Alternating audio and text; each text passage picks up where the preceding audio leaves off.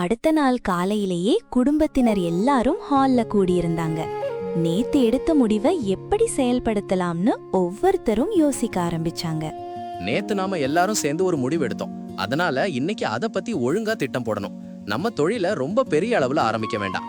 முதல்ல சின்ன அளவுல தயாரிச்சு நம்ம ஊர்ல இருக்கிற சில பேர்கிட்ட கொடுத்து பார்க்கலாம். அவங்களுக்கு பிடிச்சிருந்தா அடுத்தடுத்து கொஞ்சம் கொஞ்சமா அதிகப்படுத்தலாம். ஆரம்பத்திலேயே நிறைய பணம் செலவு பண்ணி பெரிய அளவுல ஆரம்பிச்சா பொருள் விற்காம இருந்தா நமக்கு தான் நஷ்டம். அதனால முதல் முயற்சி நமக்கு ஒரு சோதனை மாதிரி இருக்கட்டும். அது சரிதான் கார்த்திக். ஆனா சின்னதா ஆரம்பிக்கிறோம் என்பதால திட்டம் இல்லாம ஆரம்பிக்க கூடாது.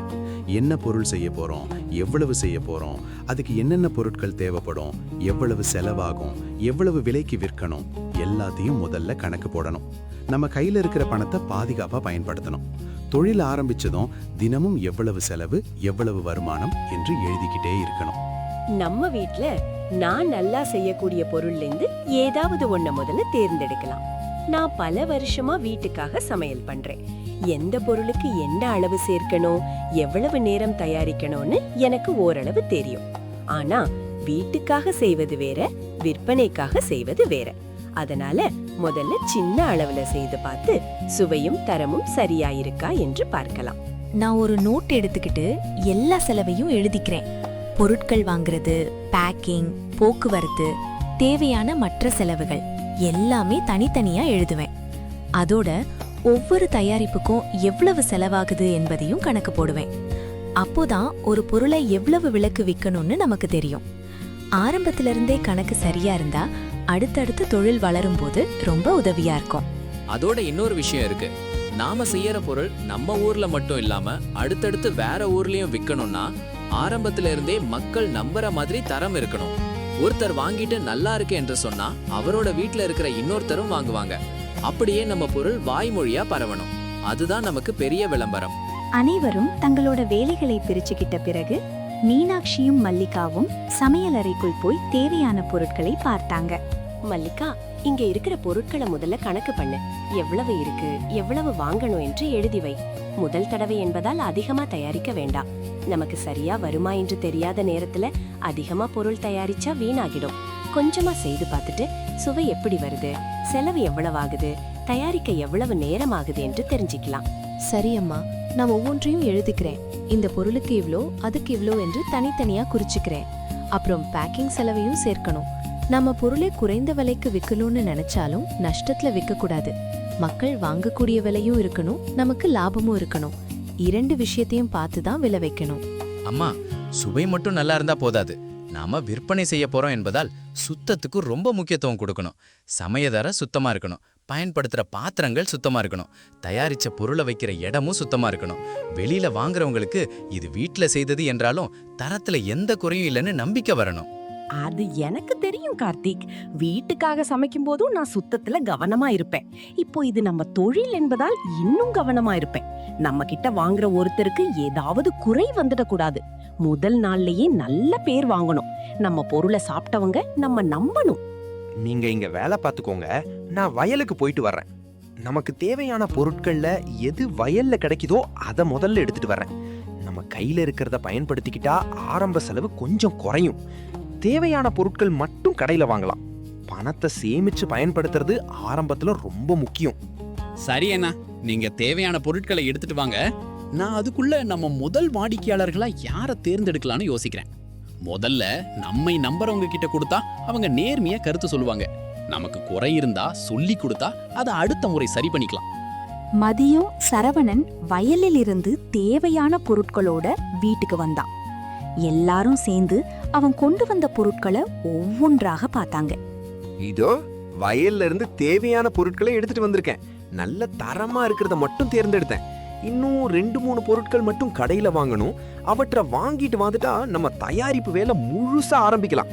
நம்ம கையில இருக்கிற பொருட்களை முதல்ல பயன்படுத்திக்கிட்டா செலவு கொஞ்சம் குறையும். அதோட நம்ம பொருளோட தரமும் நமக்கு தெரியும். நல்லா செய்திருக்க சரவணா. ஆனா ஒரு விஷயத்தை எல்லாரும் நினைவுல வச்சுக்கோங்க. தொழில் சின்னதா இருந்தாலும் தரம் சின்னதா இருக்க கூடாது. நம்ம பொருளை முதல்ல வாங்குறவங்க தான் நம்ம தொழிலுக்கு முதல் விளம்பரம். அவங்களுக்கு நல்ல அனுபவம் கிடைச்சா நம்ம இன்னொருத்தர்கிட்ட சொல்லுவாங்க. அதனால ஆரம்பத்துல பணத்தை விட பெயருக்கு முக்கியத்துவம் கொடுக்கணும். அப்பா, அதுதான் நானும் நினைக்கிறேன். முதல்ல 100 பேர்கிட்ட விக்கணும்னு ஆசைப்பட வேண்டாம். 10 அல்லது 20 பேர்கிட்ட கொடுத்து பார்த்தாலே போதும். அவங்க என்ன சொல்றாங்கன்னு கேட்கலாம். சுவை எப்படி இருக்கு, விலை சரியா இருக்கா, பேக்கிங் நல்லா இருக்கா, இன்னும் என்ன மாற்றம் செய்யலாம் என்பதை கேட்கலாம். அவங்க சொல்ற கருத்தை வைத்து அடுத்த தயாரிப்பை இன்னும் நல்லா செய்யலாம். நான் பேக்கிங் பொருட்களையும் பார்த்துட்டேன். ஆரம்பத்துல அதிக காசு செலவு பண்ண வேண்டாம். சிம்பிளா இருந்தாலும் சுத்தமாவும் அழகாவும் இருக்கிற மாதிரி இருக்கணும். பொருளை திறக்கும் போது வாங்குறவங்களுக்கு நல்ல எண்ணம் வரணும். தொழில் கொஞ்சம் வளர்ந்ததும் நல்ல பேக்கிங், பெயர், லேபிள் எல்லாம் மாத்திக்கலாம். இப்போதைக்கு நம்ம கையில இருக்கிற பணத்தை தேவையில்லாம செலவு பண்ண வேண்டாம். அது சரி, நம்ம பொருளுக்கு நல்ல தரமான மூலப்பொருட்களை பயன்படுத்தணும். பணத்தை மிச்சப்படுத்துறோம் என்று தரம் குறைந்த பொருட்களை வாங்கக்கூடாது. ஒரு முறை தரம் குறைஞ்சா மக்கள் நம்ம மேல வச்சிருக்கிற நம்பிக்கை போயிடும். அதனால செலவு குறைக்கணும், ஆனா தரத்தை குறைக்க கூடாது. இரண்டுக்கும் நடுவுல சரியான வழியை பார்த்துக்கணும். அதுதான் தொழில் நடத்துறதுல முக்கியம்.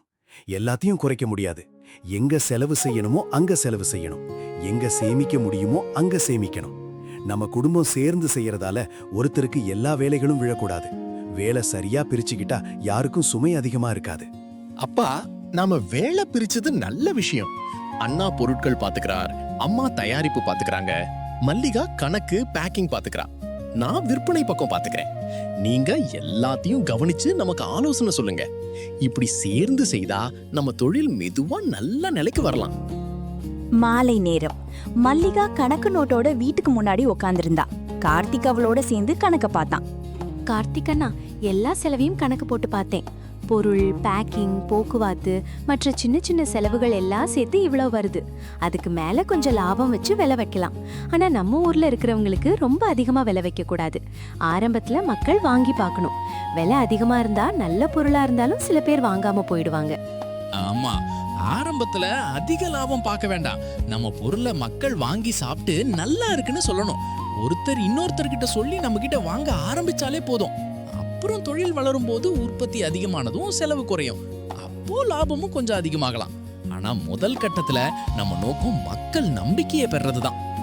விலை நியாயமா இருக்கட்டும், ஆனா நம்ம உழைப்புக்கும் மதிப்பு இருக்கணும். செலவு போயிட்டு கையில எதுவுமே மிச்சம் இல்லாம இருந்தா தொழில் எவ்வளவு நாள் நடத்த முடியும்? அதனால ஒவ்வொரு பொருளுக்கும் உண்மையான செலவு எவ்வளவு என்று கணக்கு போட்டு விலை வைக்கணும். யாருக்கும் அதிகமா இருக்கக்கூடாது, நமக்கும் நஷ்டமா இருக்கக்கூடாது. கணக்கு தெளிவா இருந்தால்தான் தொழில் நல்லா போகும். நம்ம தெருவுல இருக்கிற 4 குடும்பத்துக்கு முதல்ல கொடுத்து சாப்பிட சொல்லலாம். அவங்க சுவை எப்படி இருக்கு, உப்பு சரியா இருக்கா, காரம் அதிகமா இருக்கா, பொருள் நல்லா இருக்கா என்று சொல்லட்டும். நமக்கு பிடிச்சிருக்கு என்பதால மட்டும் போதாது, வாங்குறவங்களுக்கு பிடிக்கணும். அவங்க குறை சொன்னாலும் அத மனசுல வச்சுக்காம அடுத்த முறை மாற்றிக்கணும். அம்மா, நான் எல்லாரோட கருத்தையும் எழுதிக்கிறேன். யாராவது சுவை நல்லா இருக்குன்னு சொன்னாலும் எழுதுவேன். யாராவது ஏதாவது குறை சொன்னாலும் எழுதுவேன். அடுத்த தயாரிப்புல என்ன மாற்றம் செய்யணும்னு அதை பார்த்து முடிவு செய்யலாம். நம்ம பொருள் ஒவ்வொரு தடவையும் கொஞ்சம் கொஞ்சமா நல்லா ஆகணும். அப்படித்தான் மக்கள் நம்ம பொருளை மறுபடியும் வாங்க வருவாங்க. நம்ம பொருளை விற்கும் போது யாரையும் கட்டாயப்படுத்த கூடாது. ஒரு முறை வாங்கி பாருங்க, பிடிச்சிருந்தா மறுபடியும் வாங்குங்கன்னு சொல்லலாம். அவர்களுக்கு பிடிக்கலனா காரணம் கேட்கலாம். வாடிக்கையாளர்களோட பேசுற விதமும் முக்கியம். நல்லா பேசினா அவர்கள் பொருள் வாங்கலனாலும் நம்ம மறக்க மாட்டாங்க. அடுத்த முறை தேவைப்பட்டா நம்ம கிட்ட வருவாங்க. அதுதான் நல்ல வியாபாரம். பொருளை மட்டும் விற்க கூடாது, நம்பிக்கையும் விற்கணும். ஒருத்தர் நம்ம வீட்டுக்கு வந்து பொருள் வாங்கும்போது அவங்கள மரியாதையா நடத்தணும். பணம் கொடுத்துட்டு போறவங்கன்னு பார்க்க கூடாது, அவங்க நம்ம தொழிலை வளர்க்க உதவுறவங்கன்னு நினைக்கணும். இரவு நேரம். மறுநாள் முதல் தயாரிப்பு வேலையை ஆரம்பிக்க தேவையான பொருட்கள் எல்லாம் சமையல் அறையில் தயார் பண்ணி வைக்கப்பட்டிருந்தது. எல்லா பொருட்களும் ரெடியா இருக்கு. நாளைக்கு காலையிலேயே வேலையை ஆரம்பிச்சிடலாம். முதல்ல சின்ன அளவுல தான் செய்வோம். சுவை நல்லா வரணும், அதே நேரம் சுத்தமாவும் இருக்கணும். நம்ம வீட்ல சாப்பிடுற மாதிரி தரமா செய்தா போதும். முதல் முயற்சியிலேயே எல்லாம் 100% சரியா வரணும்னு அவசியம் இல்ல. நம்ம செய்ததை நாமே பார்த்து மற்றவங்க கருத்தை கேட்டு அடுத்த முறை இன்னும் நல்லா செய்யலாம். நான் காலையிலே கடைக்கு போய் மிச்சம் இருக்கிற பொருட்களை வாங்கிட்டு வர்றேன். அதுக்கப்புறம் இங்க என்ன வேலை இருக்கோ அதை பாத்துக்கிறேன். எல்லாரும் சேர்ந்து செய்தா சீக்கிரமா முடிஞ்சிடும். முதல் முயற்சி தானே, அதனால ஏதாவது சின்ன தவறு நடந்தாலும் கவலைப்பட வேண்டாம். என்ன தவறு நடந்துச்சுன்னு கண்டுபிடிச்சு அடுத்த முறை சரி பண்ணிக்கலாம். முக்கியமா யாரும் ஒருத்தர் குறை சொல்லாம எல்லாரும் சேர்ந்து வேலை செய்யணும். நான் பேக்கிங் எல்லாம் ரெடி பண்ணி வைக்கிறேன். அதோட நம்ம தொழிலுக்கு ஒரு பேரும் யோசிச்சுட்டேன். நாளைக்கு எல்லார்கிட்டயும் சொல்லி எப்படி இருக்குன்னு கேக்குறேன். நல்லா இருந்தா அதையே வைக்கலாம். நம்ம வீட்ல இருந்து ஆரம்பிக்கிற இந்த முயற்சி நல்லா போகணும்னு எனக்கும் ரொம்ப ஆசை. ஒரு நாள் நம்ம ஊர்ல மட்டும் இல்லாம பக்கத்து ஊர்லயும் நம்ம பொருளை மக்கள் கேட்டு வாங்குற மாதிரி வளரணும்னு ஆசைப்படுறேன். சரி, நாளைக்கு நம்ம முதல் நாள். எல்லாரும் அவரவர் வேலையை சரியா செய்தா போதும். முதல்ல நம்ம பொருளை சில பேர்கிட்ட கொடுத்து பார்த்துட்டு அவங்க கருத்தை கேட்போம். நல்லா இருந்தா அடுத்த கட்டத்துக்கு போகலாம். ஏதாவது குறை இருந்தா அதை சரி பண்ணிக்கலாம். நிதானமா போனா நிச்சயம் நல்லா செய்ய முடியும். நமக்கு இப்போ பணத்தை விட அனுபவம் தான் முக்கியம். முதல் முயற்சி வெற்றி பெற்றா அதுவே நம்ம அடுத்த முயற்சிக்கு நம்பிக்கையா இருக்கும். நாளைக்கு வேலை ஆரம்பிக்கிறோம் என்ற எண்ணமே எனக்கு சந்தோஷமா இருக்கு. இத்தனை வருஷம் வீட்டுக்காக மட்டும் சமையல் செய்தேன். இப்போ அதே சமையலை ஒரு தொழிலா மாற்றி பார்க்க போறோம். நம்ம குடும்பம் எல்லாரும் சேர்ந்து செய்யறதால வேலை கஷ்டமா இருந்தாலும் மனசுக்கு சந்தோஷமா இருக்கும்.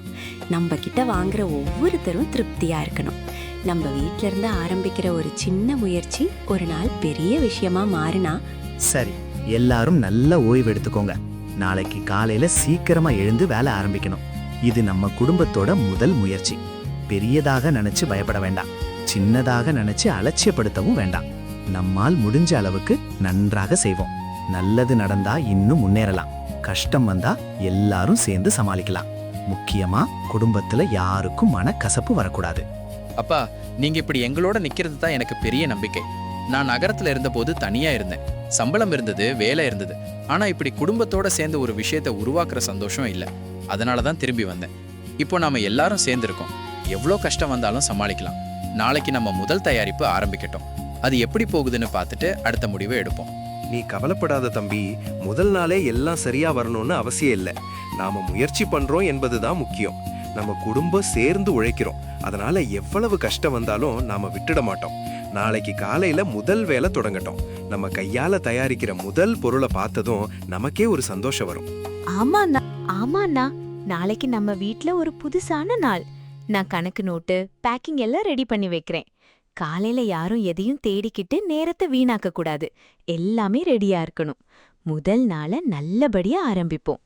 நம்ம முயற்சி நல்லா போகணும்னு நானும் மனசார ஆசைப்படுறேன். அந்த இரவு குடும்பத்தினர் எல்லாரும் அடுத்த நாள் வேலையை பற்றி பேசிக்கிட்டே தூங்கச் சென்றாங்க. வீட்டில் இருந்தது பெரிய தொழிற்சாலை இல்ல, பெரிய முதலீடும் இல்ல. ஆனால் அவர்கள் இடத்தில் இருந்தது ஒன்றுபட்ட குடும்பமும் உழைக்கணும் என்ற நம்பிக்கையும். மறுநாள் காலையில் அந்த வீட்டில் அவர்களுடைய முதல் தயாரிப்பு தொடங்கப் போகுது. அந்த முதல் முயற்சி அவர்களுக்கு வெற்றியை தருமா, இல்ல எதிர்பாராத சிக்கலை கொண்டு வருமா? அதை அடுத்த நாள்தான் அவர்கள் தெரிஞ்சுக்க போறாங்க.